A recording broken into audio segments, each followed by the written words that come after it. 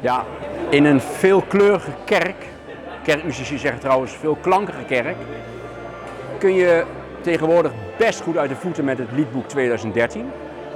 En die cursus die is ook voor een deel gebaseerd op dat liedboek 2013 met dat hele brede repertoire, wat je trouwens niet in één gemeente allemaal zou kunnen zingen, dat hoeft ook niet. Maar die breedte van het repertoire is een afspiegeling van de breedte van de kerk. Eenheid in verscheidenheid zeggen we wel in de PKN.